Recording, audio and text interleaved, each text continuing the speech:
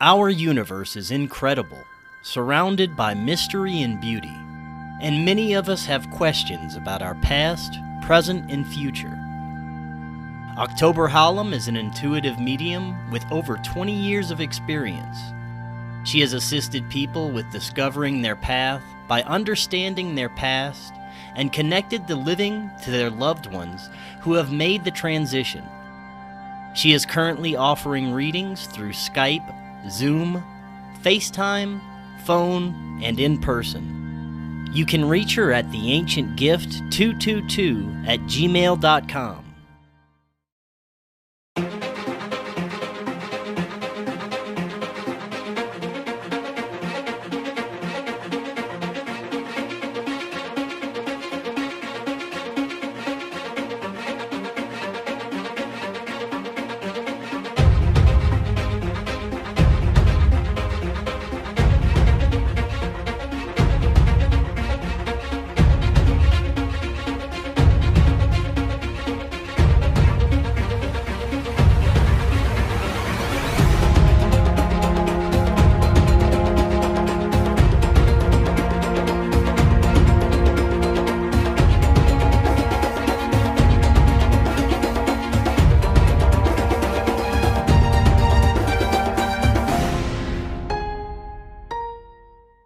Welcome back to Forbidden Knowledge News. I'm your host, Chris Matthew.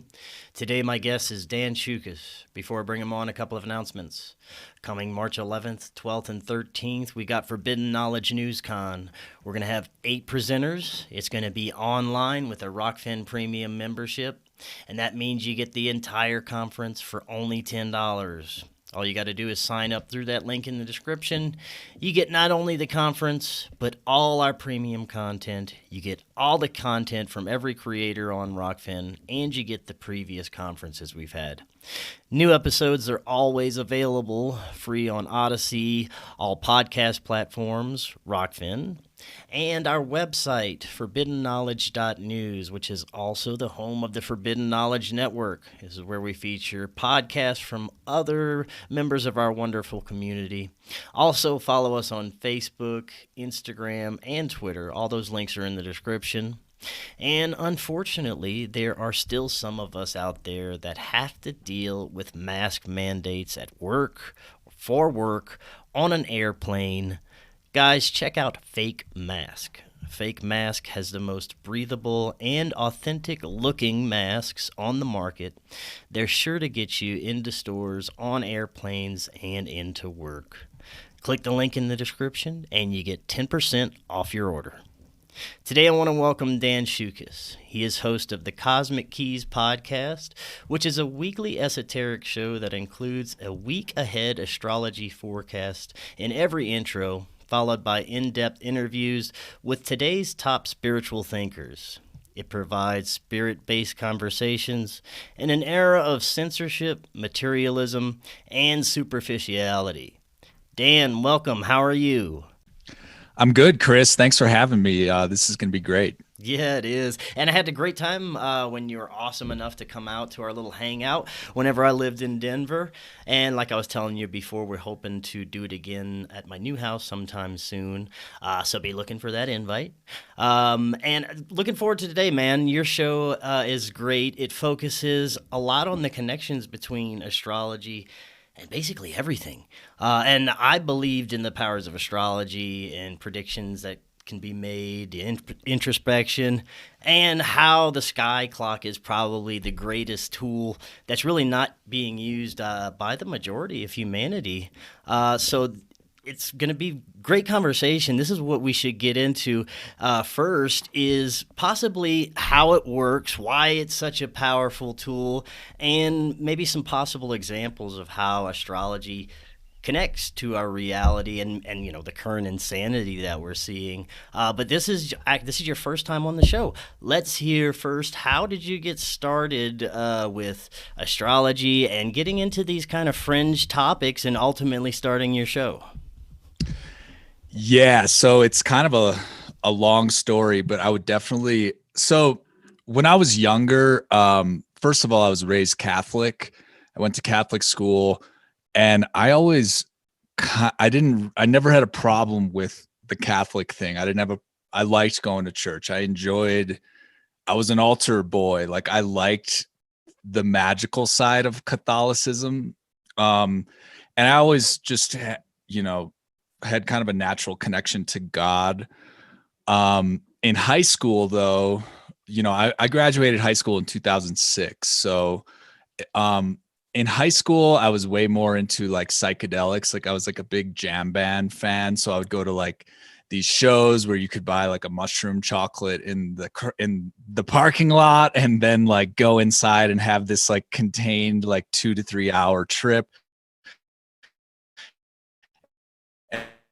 Take the train home and go back at it, and it's basically over. So I was all about that in high school, and then went to college in Boulder, Colorado, kind of like a hippie, very spiritual town. It's arguable that the kind of woke thing has taken over Boulder and a lot of those like old school hippie places. Mm-hmm. But when I was there, I was all about like Eastern philosophy, and I was just on that kind of like archaic internet on message boards and learning about conspiracy, learning about kind of new agey spiritual stuff. So I was always into that from a very young age. But I'd say the turning point for me was when I was a sophomore in college in Boulder. I had a really severe snowboarding accident where I broke 3 vertebrae in my neck. And that was kind of like not an actual near-death experience. I didn't like go towards the light and get a life review, but it was like really profound to go through that. And I had very like mystical kind of like God experiences during that. And the big thing after that was kind of like life is precious and you have to savor every moment and, do what you're meant to do here. So that was amazing, but also very heavy. There was just a lot of like PTSD after that happened. Like I had to go home. I was in a neck brace for like 4 months.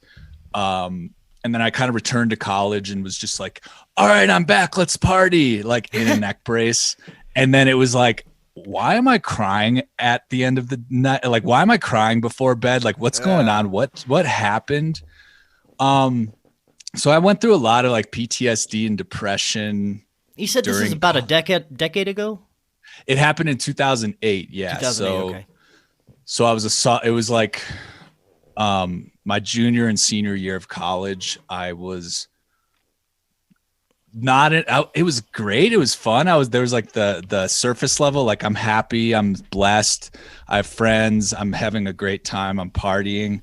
But then I had these like very severe existential problems and depression and stuff like that. And it was basically building up to it. My final semester was in the fall of 2010. I basically had like a full-blown kind of spiritual awakening because I read Tony Robbins's book. It was called Awaken the Giant Within. And that's kind of like NLP. It's like you create your own reality. Your neurolinguistics determine your limiting beliefs.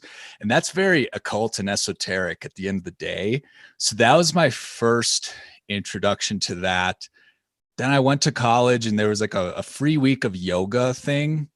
And I was like, oh, yoga's for girls. But when I was in the hospital, the nurse said, hey, just to let you know, this is going to be really hard. You're going to have a lot of pain, a lot of chronic pain. I had something similar. And the only thing that worked for me was yoga. So I took that to heart, went to yoga, and then just had like a full blown like I don't know if Kundalini is the right word, but it was just like, boom, like it was a physical healing and a spiritual trauma healing all at once, because I was living with chronic pain. I was depressed. I was like taking Adderall to study and like smoking cigarettes and like pulling all-nighters, like hunched over, and my whole body was really fucked. I mean, I was young, so it was kind of basically doing yoga was step one in healing myself and learning kind of the mind-body connection and learning like all of these esoteric things, like even just the basic Tony Robbins stuff. Like you create your own reality. Your thoughts have a strong effect on your physical body. The placebo effect is real. So basically, to get back to it, I had this crazy awakening, and then it was my like final semester in college, and I had this experience where I was just like blissed out, and I knew I was in a really good place, and then I was like falling asleep, and I had this idea like, go to the occult bookstore in Boulder, or go to the New Age bookstore in Boulder, and I was like, yeah, I got to do that, yeah. And then when I ended up doing it, I just marched in there, went straight to the back, went straight to this book, and it was The Secret Teaching of All Ages by Manly P. Hall. Right on. Had no idea who Manly P. This was like 2010, so like, Yeah. There weren't the like vast amounts of YouTube recording. I had no idea who this guy was, but it was like a colorful book with really cool alchemical artwork. And when I opened that book, it activated me. Like, I burned through that book, and it's a thick, difficult book to read. And I've even tried to return to it, and it's not, I'm not on that high level like I was, where I could just burn through it. But it was definitely an experience of like it felt like remembering stuff that I already knew. And a lot of the esoteric symbolism I was familiar with from like Alex Jones type stuff. Like, yeah. I was familiar with the idea of the Illuminati and the occult through my exposure to conspiracies. But when I was reading Manly P. Hall, I was kind of like, okay, the Illuminati use this same philosophy or symbols or methods, but it's not, there's like a white lodge or like a good side. And I was like, yeah, I'm going to be on the good team. I'm going to be about like one way or the other. This stuff resonates with me more than any type of religion stuff did or Christianity did. Like, I felt God learning about the esoteric more than I did, let's say, by the Bible or something. Like, the Bible didn't activate me and make me just be like, feel so alive. So that's kind of like my long-winded story of how I got into the esoteric in general.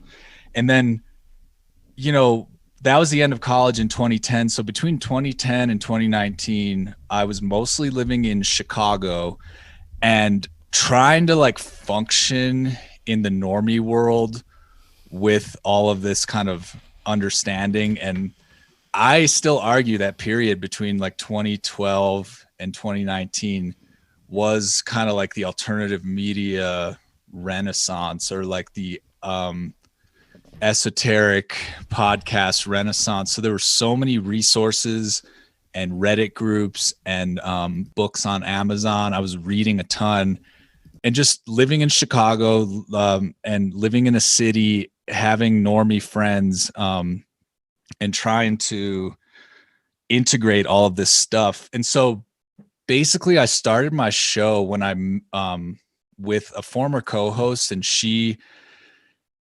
her name is Scarlett Ravenswood, and she was kind of like a YouTube witch. So she was like paganism and witchcraft and stuff like that.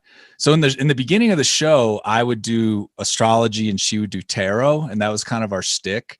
But I always wanted to just podcast about the general conspiracy, truther, esoteric world. I just wanted to like cling on to that. So like, astrology is a big, important part of my life. I had my first readings in 2013, and it really changed my perspective and kind of made a lot of sense to me. But again, I don't know if it's past lives related, but all of this stuff just like works with my brain. Astrology is geometric. It's like graphs and numbers and data, but it's also symbolic and poetic. So I think the weird way I perceive things worked for me, and I was kind of a natural. So I was like, okay, I'll be the astrologer on the show. But I really like, my passion for podcasting isn't strictly astrology. It's kind of like conspiracy, esoteric, and all of that. So right. I took the show over in 2020 as the sole host of it. And that's when I really connected with more people in the alternative community. And so now that we've been around here and enough of us have stated our position on the pandemic and the loss of freedoms and the tyranny and the New World Order and the Great Reset, we're all on the record from the beginnings saying like, hey, this is bullshit. We're against this. And so now I'm like, what gets me up in the morning to podcast is to talk out loud about that stuff. Yeah. And astrology and the esoteric is just kind of like the spin I put on everything, because that's me. So Right on. kind of a long-winded answer, but yeah. No, that's great, and I want to explore. I want to explore a lot of things that you said, but really, what you said, your kind of major awakening started around the era of 2008 and on.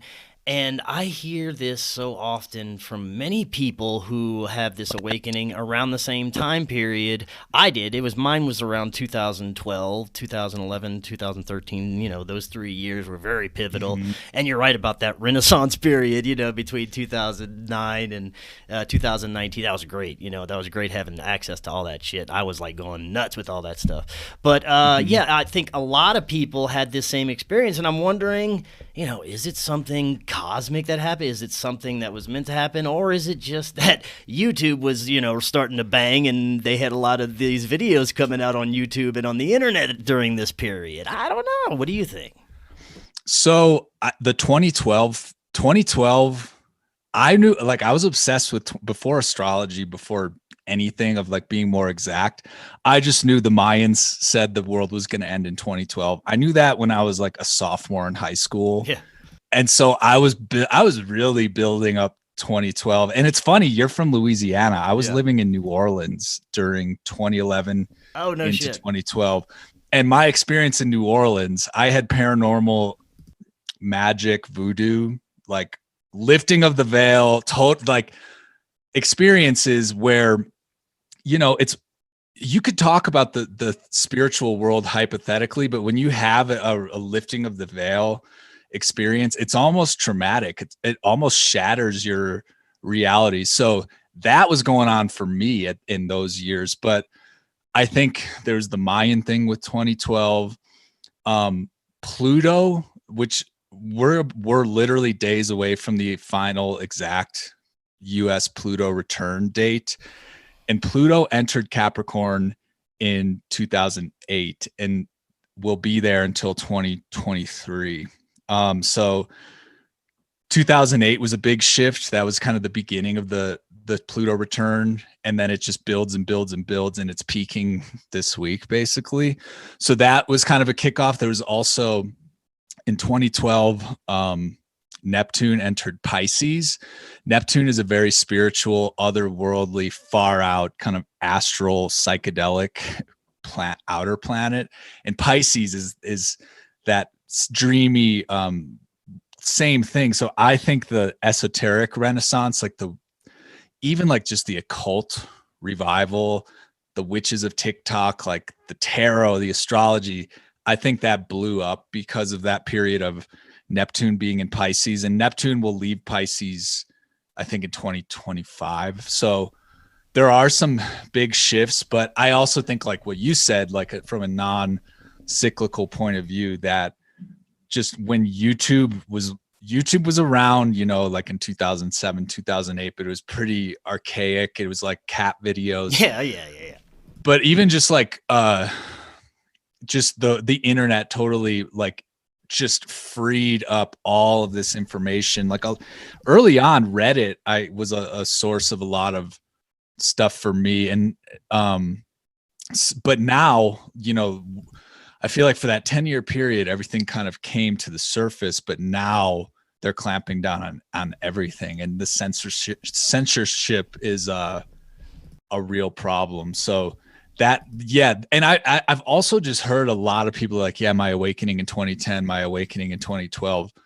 I feel like 2010, 2011, 2012 had a lot of awakenings for some reason. And now I think 2020, 2021, and 2022, it's like a second wave. And it's funny, when it was not easy to have an awakening in those years and then live a normie life. Like, it was isolating.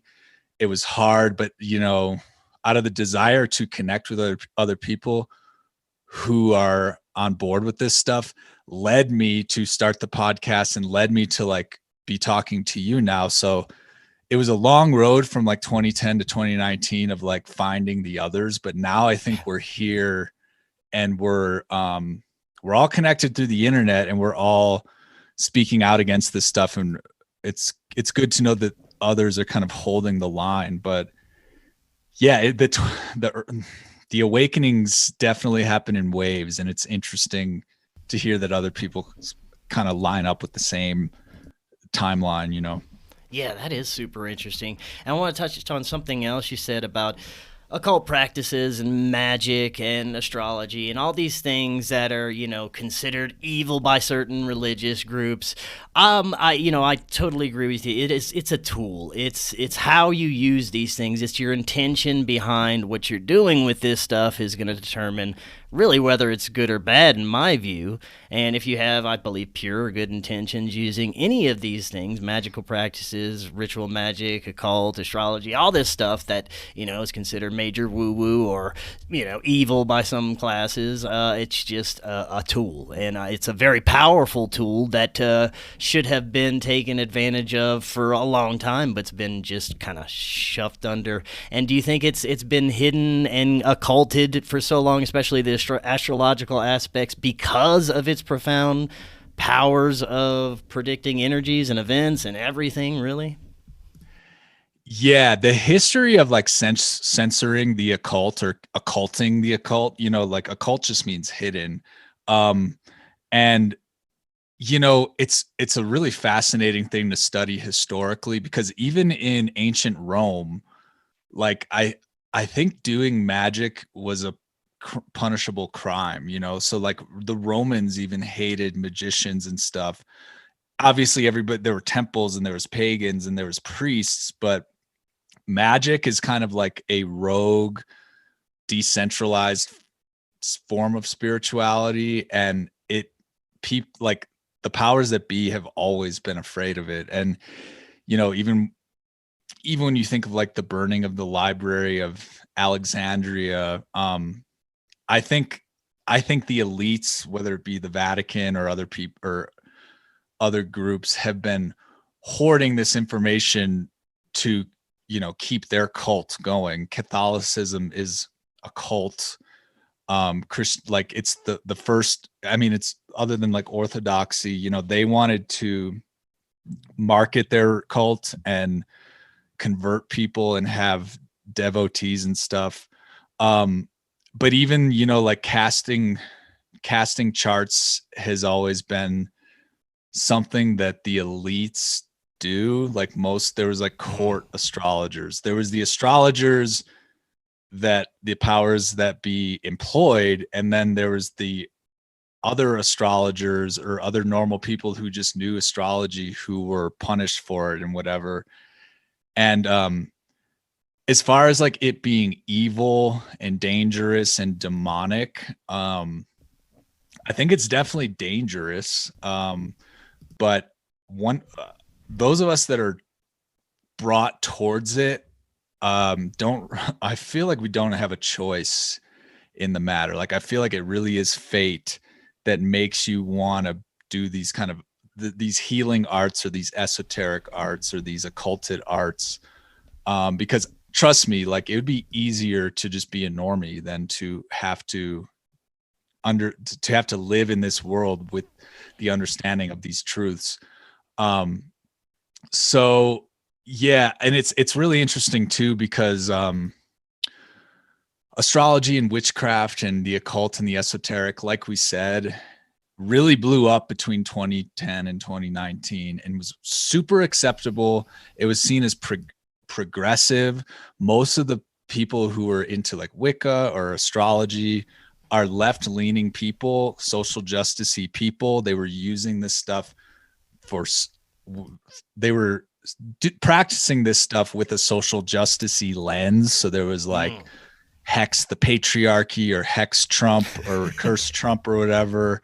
So that was like the norm. And when I started the show, it was pre-COVID, and I was cool with those people. I didn't give a shit if you were a liberal or like a social justice warrior. Like in those years, it didn't really matter. I was like, hey, live and let live. But when COVID rolled around, those people proved themselves they proved themselves to be bootlickers. Let's just say that they have a cab in their bio. All cops are bastards, and yet they're policing people about misinformation and vaccines. And so the woke witches, the woke astrologers, I really with anybody I try to have compassion and understanding and forgiveness. But with that being said, I separated myself from all of that, from all of them. And now there was a video that was out yesterday where basically it was this TikTok video. One, I think she was an astrologer. She basically was saying that on March 17th, tarot and astrology are going to be taken off the algorithm for your likes in Facebook. So you can say, what's your interest? What can we provide you content with? You have the option of saying like astrology and tarot. Yeah. But starting on March 17th, they're taking that off. A lot of the payment providers don't let you do astrology or tarot readings online anymore. My Stripe account, this is unrelated, or I guess my Stripe account is frozen at the moment. And I thought it was because of my associations with astrology, but it turns out they thought I was using Stripe to sell NFTs because I have NFTs made, but that's a whole nother story. But what I was getting at is, March 17th, they're making that change.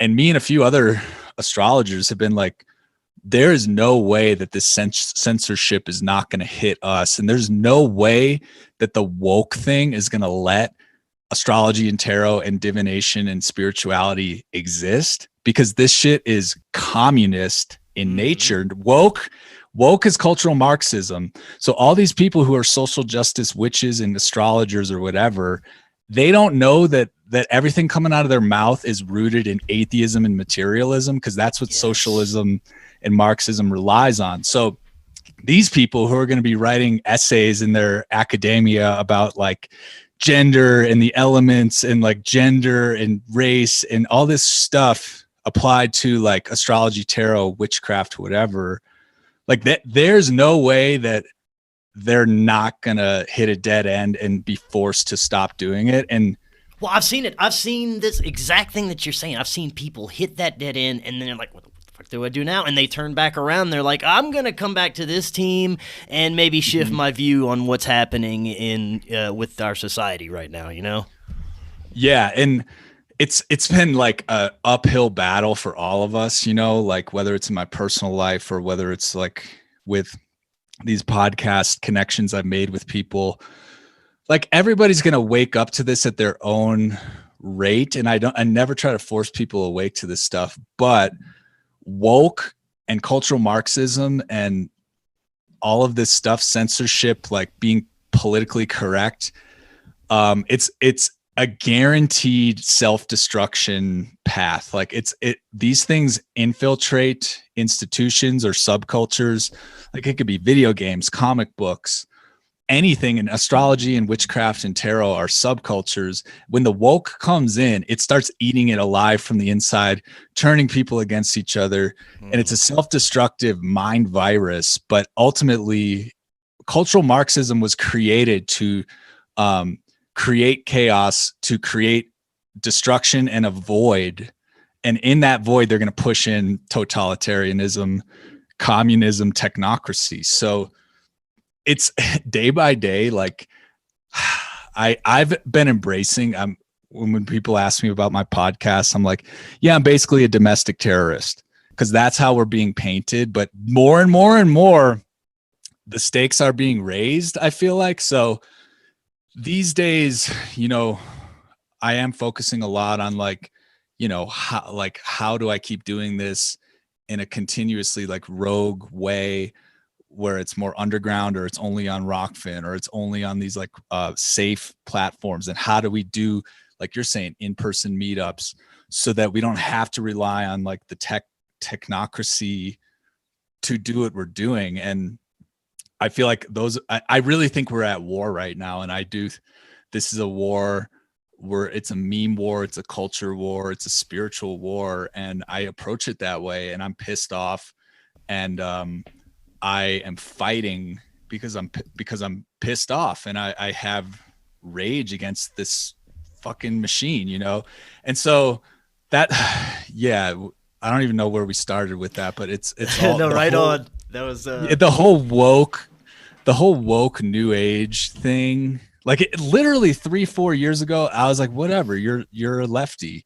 I have tons of lefty friends. Like, do your thing, you do you. But now those people really want to rape me with a fucking needle. They want to.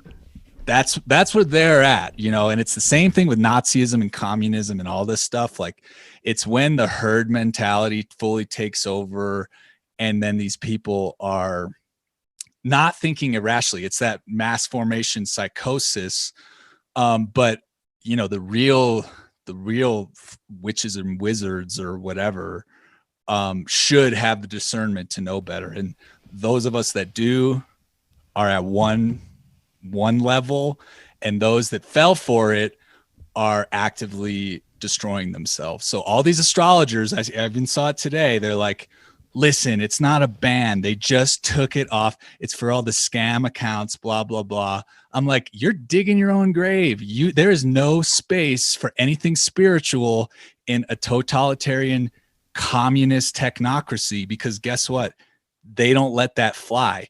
TikTok will erase all of this. It's like witches of TikTok, astrologers of TikTok. Give it 3 years, that'll be all gone, So the state won't allow this stuff. And like I said, from that period of 2010 to 2019, it's this free, open renaissance of like occulted information being de-occulted. And now 2020 and forward, it's all being censored, and literally the witch hunt and the witch burnings are back. So these so-called woke witches or woke astrologers are digging their own grave. They're fucked. So. Yeah, and it's so hard to tell, I guess you could say the percentage of people that are basically free thinkers that are going against the narrative versus what they're showing us in the mainstream. We're never going to get that true number, so it's kind of frustrating when we try to gauge who is on our side and if we're the majority, if we have a chance in any of this stuff. And I think that a lot of people in this community, that's the big concern for them is, are we the majority? Do we have a chance if we all stand up? Where is this going? Where is our future leading? And, is this are we going to have a chance to kind of take anything back? And that's what I want to kind of get into based on the astrological outlook that you've been looking at, is where do you see us going? But first, kind of just if you could give maybe the most basic overview of how these planets, how the stars connect and are able to dictate these energies and events and everything that we're looking at. Yeah, so astrology is a really complex system, but it's basically a way to map the whole sky that's visible from Earth. The whole sky above and the whole sky that you can't see that's below the horizon. Like if it was daytime in the US, it would be nighttime in China. It's still a 360-degree wheel. So what astrology does is it divides the wheel into 360 degrees, and then each section of the wheel is there's 12 sections. So it's literally the same thing as a clock on the wall. There's 12 numbers on the clock on the wall. And there's 12 sections of the zodiac. So the zodiac is a map. And you track the movement of the planets on the map. And since ancient times, the ancient astrologers were able to determine the speeds of the planets so that we know, if you have that data in front of you, you know exactly, where each of the planets will be on any given day, because that works like clockwork. So it's very easy to use astrology in a way that is disconnected from looking at the night sky, because you can just pull an app up on your phone that will have the wheel and all the glyphs and everything in it. And it's like data. So we're really studying data, and it's just the movement of the planets in a predictable way. So each planet kind of represents a certain energy or archetype. And the 12 signs, which are the 12 divisions of the 360-degree wheel, are based on the 4 elements. And each sign of the zodiac is ruled by one of the 7 traditional planets too. So, okay, like there's the zodiac, which is the wheel. It's very mathematical and it has angles within it. So you can plot the movement of these points, which are the planets, through their movement of the wheel. And when they align at certain angles, they activate each other, and then you draw a conclusion about that. And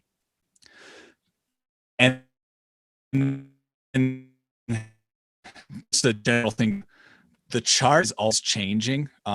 So like right now, there's a chart for this moment where I'm at, and there's a chart for this moment where you're at.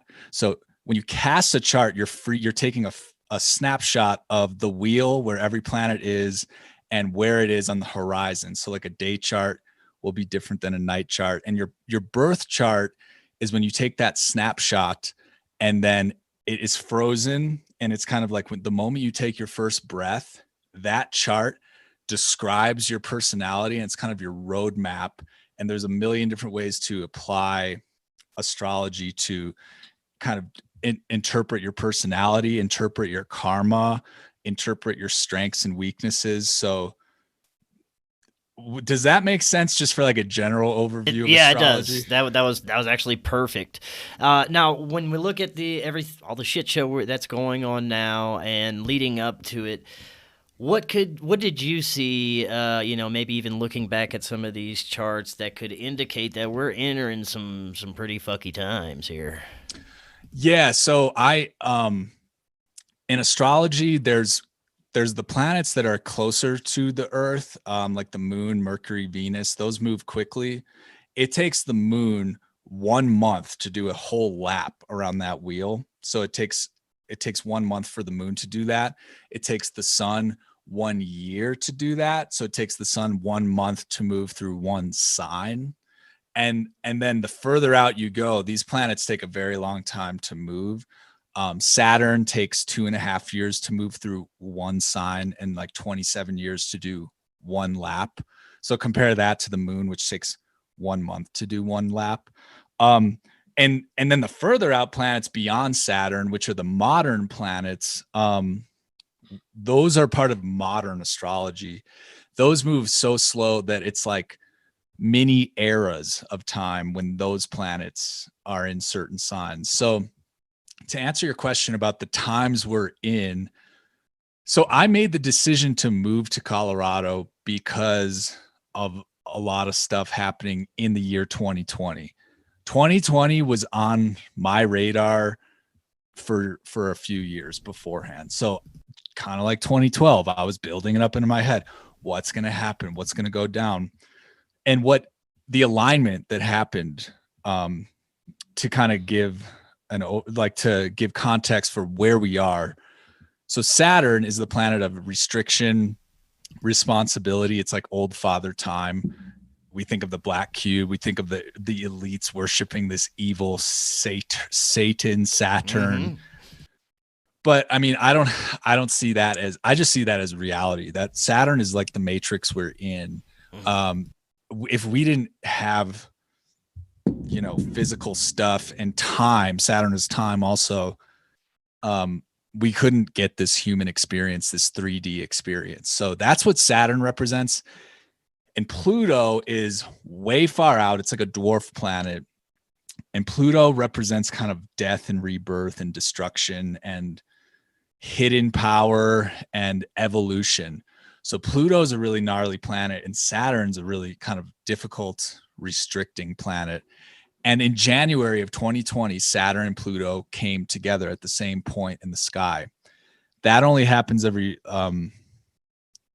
40 years. And the time before that happened was the early 1980s.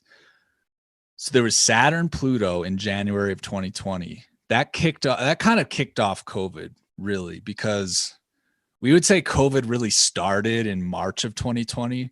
But if you recall, January of 2020 was like when Kobe Bryant died, when everybody was talking about World War III. So that was like one of those times where I made a life decision based on astrology. I mean, it wasn't 100% astrology, but it was informed by astrology. Like, I don't want to live in the city anymore. I'm going back to Colorado. Whatever happens, if World War III starts in 2020, at least I'll be in the mountains. And it didn't end up being World War III. It was this pandemic, but basically that happened at the beginning of the year, kicked off COVID. But the main thing was at the end of the year in 2020, we have, I don't know if you remember the Star of Bethlehem chit chat, but that was on the winter solstice of 2020. Saturn and Jupiter came together at 0 degrees Aquarius. So Saturn and Jupiter come together every 20 years. And those are like little eras of time. You know, the Saturn represents constriction, and Jupiter is different. It represents expansion. So when those two come together, it's kind of this yin and yang thing where it's like contained expansion, and it's like so that happens every 20 years. People were calling that the Star of Bethlehem because it happened on the winter solstice. The exact moment was the winter solstice, the shortest day of the year. And the thing about Saturn and Jupiter is that they come together every 20 years in the zodiac, but for like 150 to 200 years, they always come together in the same element on the zodiac. So basically in 2020, the Jupiter-Saturn conjunctions went from the earth element to the air element. So for the next 150 years, every 20 years, Saturn and Jupiter will be coming together in the air element. So that's a big deal to astrologers because the era before us was considered earth. You know, it was, it started close to the beginning of the Industrial Revolution. It was that period of factories and railroads and colonization and the British Empire. All that whole period from the 1800s to now was kind of this huge earth-based physical empire thing going on. Now we're entering the air element. So air is decentralized. Air is up in the clouds. It sweeps, it moves. It's mental. Like earth is physical. It's like your body. Air is mental. It's your intellect and your thoughts, and it's rational. So like when I decided to move, when I made that decision to move, it was basically Saturn, Pluto came together in January, and then there would be this crazy year, and then the end of the year would be the beginning of this whole new age, this 150-year air age. And straight up, my Chicago astrologer told me like years before, he's like, December 20th, 2020 is the beginning of the age of Aquarius because it's kicking off the air era and it's happening at 0 degrees Aquarius. And the age of Aquarius is a much bigger cycle. And we're coming out of the age of Pisces, as we know. Like the age of Pisces was characterized by Christianity, the two fishes. Pisces is ruled by Jupiter. It's spiritual in nature. And the age of Aquarius is air-based, and Aquarius is kind of more techno-focused. It's more scientific. It's more the collective. Like, so we're it's hard to say when the age of Aquarius officially begins. It's like a slow drip, and we've definitely been in the in-between of Pisces and Aquarius through the whole 20th century. But now that we're in this air period, it is way more safe to say that we're in these Aquarian times. And so when we're saying, yeah, the world is fucked, this is like a transitioning period. And I think the elites just know that this old earth-based system, which they had full control over, they had, land and estates and Yeah. factories. Now wealth is going to be different. It's more crypto, decentralized, and even like it's the internet is this like grand Aquarian thing. And whatever the metaverse turns into, I'm skeptical of that. But just the internet in general, what we're doing right now is Aquarian. The community that we're kind of a part of is Aquarian. We met through sharing of ideas on the internet, and it's a thriving thing. We're making a living this way. So when we're thinking about these times, I think, yes, they're bad. Yes, there's like Nazi era level of propaganda and brainwashing and groupthink and all of that. But I think looking forward is going to be really important, and holding the line is going to be really important, and understanding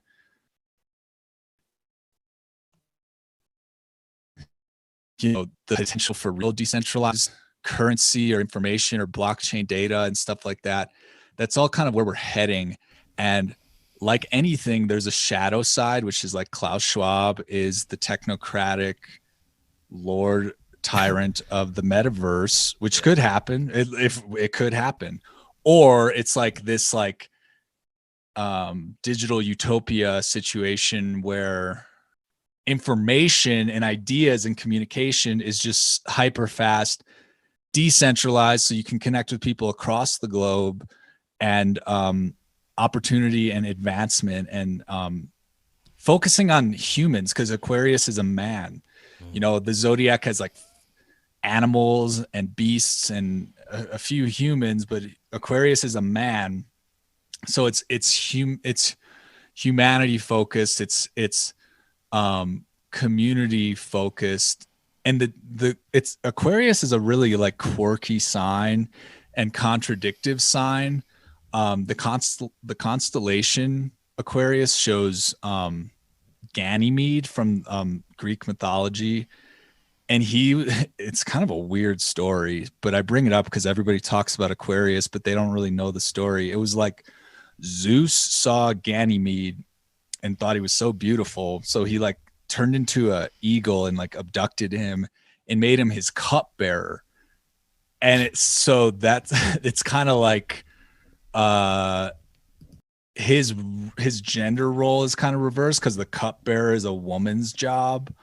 So even with like these different ways of seeing like gender and social norms, they're a little bit flipped around now, and we're navigating that now. I think open-mindedness and acceptance of this stuff is good, but I also think, again, there's the shadow side. There's the libs of TikTok people who are batshit crazy. But Aquarius is going to be kind of weird, kind of future focused. And I think to get to the real is like to get to the age of Aquarius that we want in these years, maybe throughout our whole lifetime, like we're going to be fighting these culture wars, these information wars, these meme wars. And I personally just want to fight for a good version of this like techno future. Like, and at this point, it's getting to the point where we're becoming more like cyberpunk to kind of make it happen.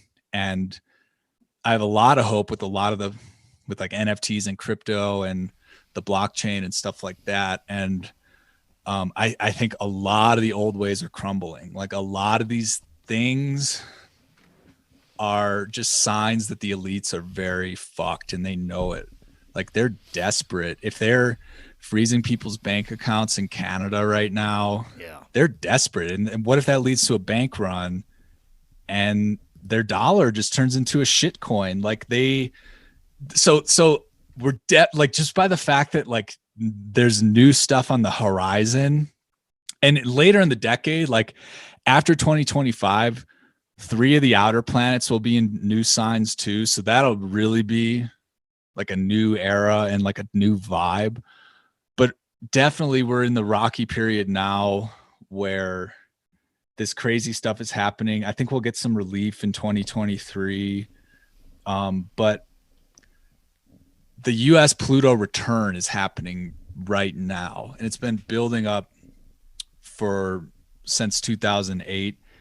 And that's a big thing for us as Americans and just for the world at large, with the United States being the petrodollar and having, being the superpower of the world. I mean, that's another thing with the COVID thing, like just like the woke virus or the woke thing destroying communities from within, they're destroying countries from within too. So like woke is in our kindergarten classrooms. That's going to fuck these kids up. Right. Masks are in the kindergarten classrooms. That's going to it's fucking us all up. So this whole COVID thing is maybe related to that Pluto return. The Pluto return peaks on February 20th. So that's in 5 days. But it's been building up since 2008. And it seems natural to me that the United States it's like the United States and the whole world is going through this mass formation psychosis. And when the House of Cards falls, that it has I'm of the belief that the House of Cards is about to fall, Sure. sometime in the next year or two, I would say. So, Well, I've been talking about this with quite a few people. I mean, it has to. The system is crumbling before our eyes. It has nowhere else to go but down. It's built upon the shittiest foundation, and it's been needing to fall for a long time. The question is, what will come out of it? Will we have something better, or will we be assimilated to the Borg and have our Chinese social credit system ready? I don't know. I'm hoping that what you're seeing in these astrological outlooks is accurate, and that we are headed to a better age. But I think it could go either. I think it's up to us really to see which way it's going to push. I don't know. What do you think? yeah, I totally think it's up to us. And I totally think the spirit world or the higher realms, which we are all connected to at all times, it's going to be um, like the best case scenario is like the great awakening, like a spiritual awakening where the average person has a true spiritual awakening, and then this wave sweeps over. And I think that happens at the higher realms. But I think worst case scenario would be, yeah, we fail to do that, and then the lower demonic energy takes over. And you see demonic energy in everyday people with 3 masks on who are in the grocery store sometimes. Yeah. Like you see that. So these are like immaterial forces that are battling right now. And I think for me myself, like, I don't know, I was always pretty chill, like laid back, whatever.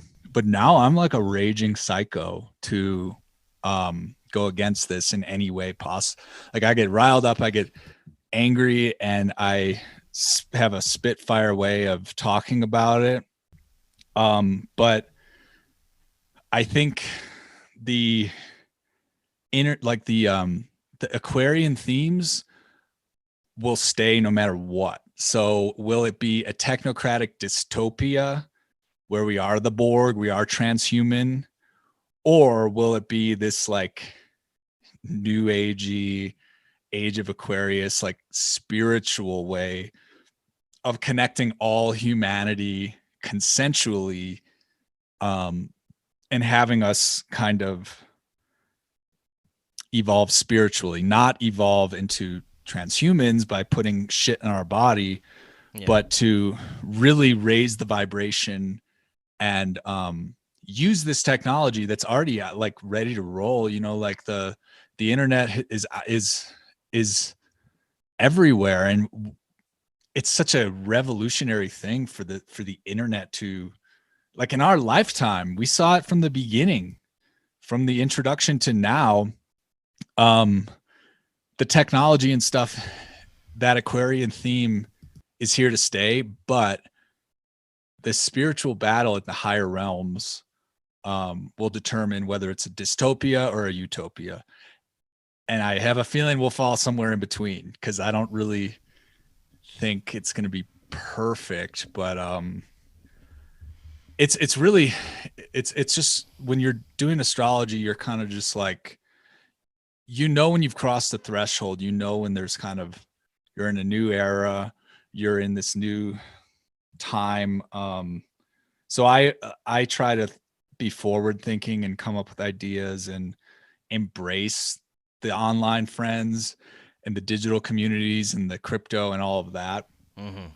But I mean, obviously there's the dark side too, with like Klaus Schwab's and digital IDs and the Internet of Things, like with everything in your home monitoring you. We don't have to consent to that. We can still fight for privacy and fight for freedom.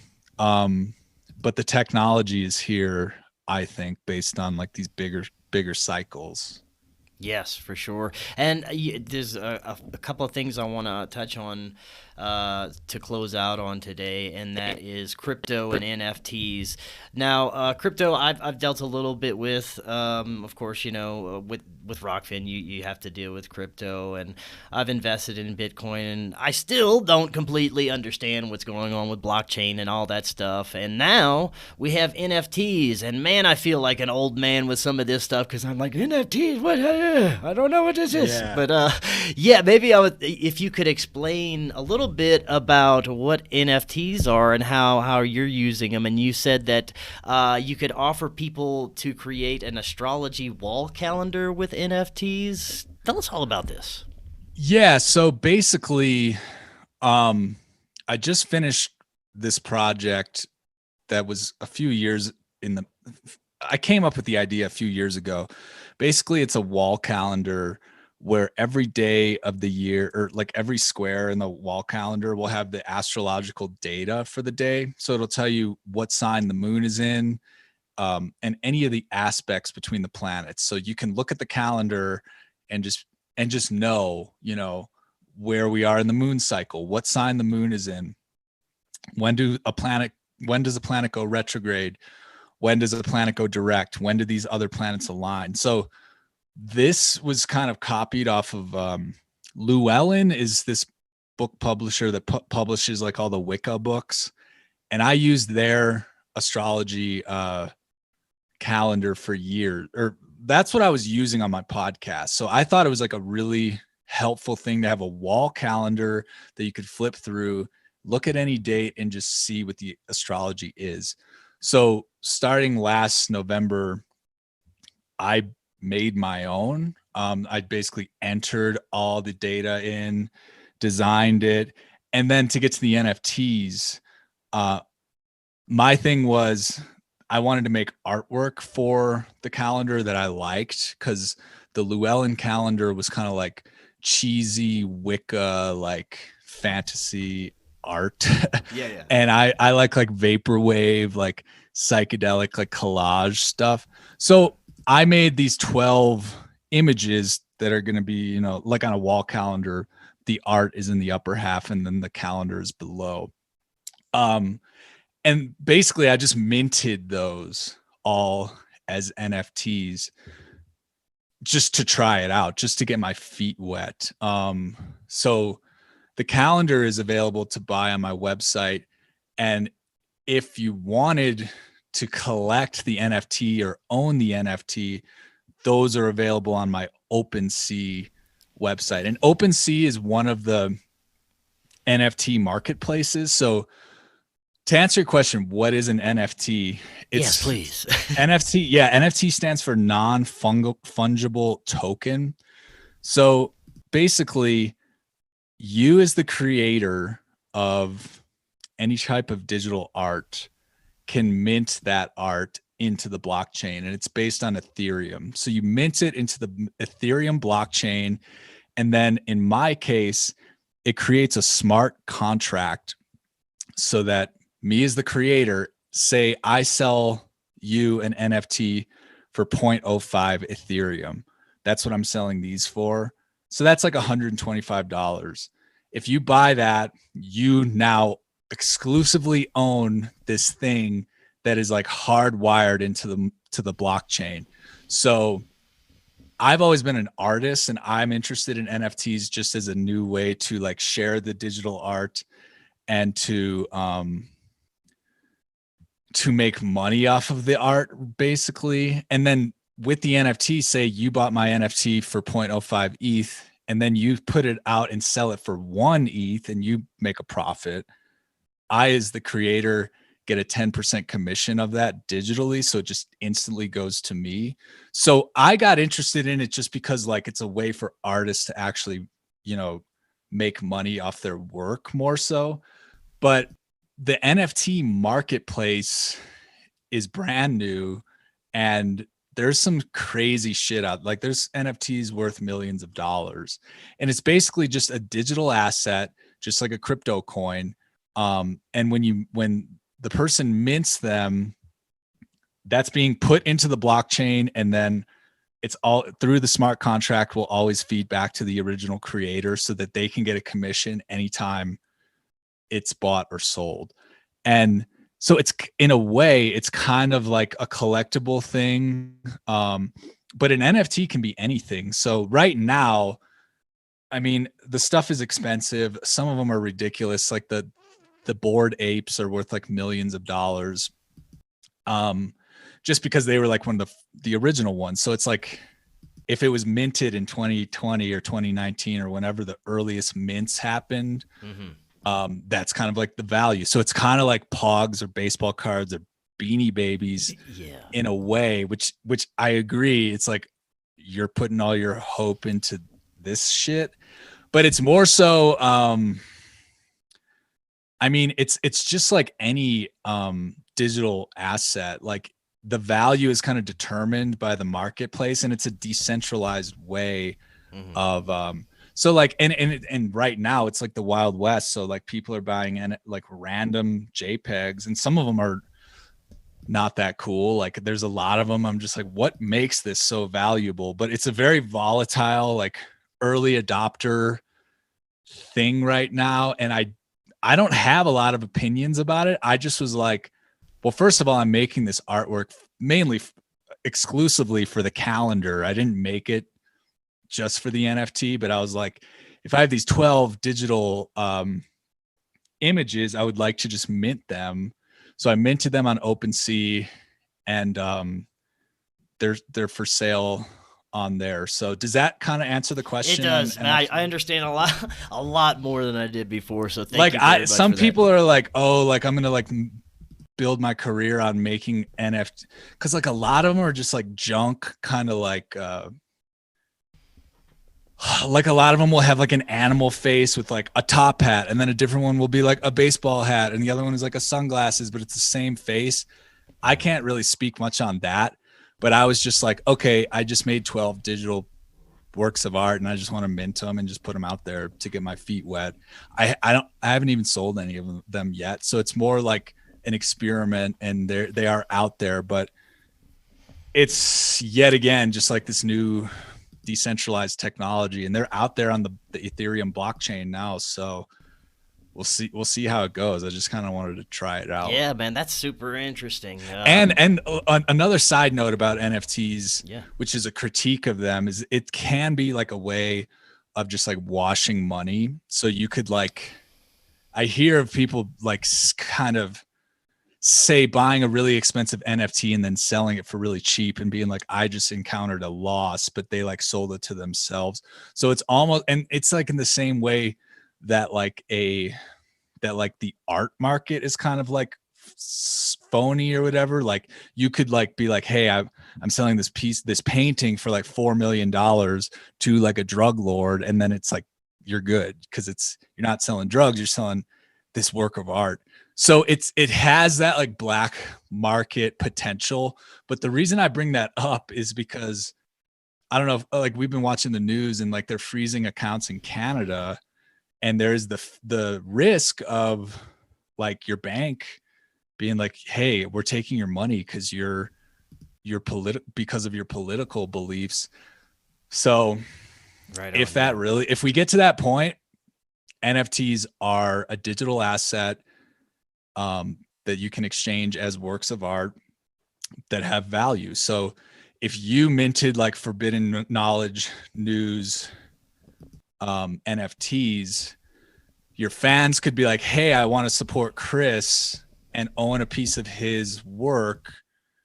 But it could even be like, hey, we can't do digital currency exchanges because we're blacklisted. Here, buy my NFT to support me. So it's like, it's kind of a, right on. Again, it's very decentralized. I think criminals are kind of using it, but I am embracing just like the decentralized black market. If it gets to that point, I'm not saying we should do wrong or illegal things, but if we're it's just another tool, man, like we were talking about earlier, if we're cut off from our banks, which is reality, it just happened yesterday in fucking Canada, NFTs might be a way to dodge the technocrats. So who knows? I'm just kind of thinking out loud about that, though. No, yeah, I mean that's great to know. It's great information to have, to be armed about this stuff, especially in these crazy times we're headed. We don't know what the fuck is going on, but it's definitely fascinating times. It's interesting times. It's scary at times, but it's, man, I wouldn't want to be alive at any other time. So, Dan, thank you so much for coming on. This was fantastic. For people that want to find out more about you, get your artwork, podcast, all that good stuff, what's the best way that they can do so? Yeah, all that is on my website, cosmickeyspodcast.com. There's links to the NFTs and the wall calendar. I'd love to send you a calendar, Chris. Sweet, hell yeah. I sent them, and it's crazy too, because like I said, my Stripe was just turned off, and I was like, they turned me off because of my like posts or whatever. Like I really had that fear, and I was blowing them up on Stripe, like, hey, I can't sell my shit on my website. What's going on? And it took like 5 days, but they accused me of selling NFTs through Stripe. But I was like, no. My website has a link to OpenSea.io, which is a different site where you can buy my NFTs. This is a physical print wall calendar.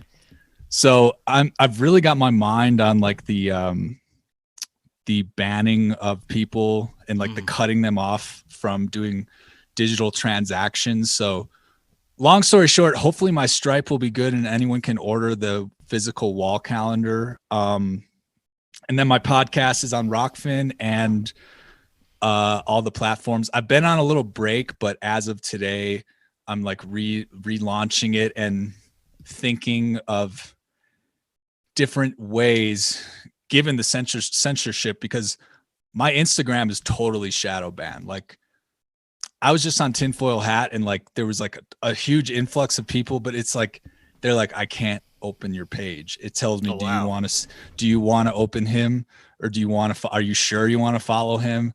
And so it's a long, I'm thinking of different ways other than social media mainly, because I think social media is dead. Like they are going, for people like us, we're not going to last, and just let it die anyways. So long story short, I've been working on the calendar and not recording as much, but now that it's done, now that the proof has been submitted, I'm about to get back into the podcasting game. So thanks a lot for having me though, Chris. We hung out in person at your party, and I totally listen to your show all the time. So. Oh, well, thank you so much, man. Thanks for coming out. Like I said, we're definitely going to do it again, hopefully in April. I definitely love you to come out. And this was great, man. There's so much more we could talk about and touch on. We could do this for hours, so we'll definitely have to have you back on sometime soon in the future. Yeah, definitely. Thanks for having me. Rock on, man. And until next time, everyone, have an excellent evening, and we'll be talking again maybe later tonight. We'll see, but definitely tomorrow. See you then.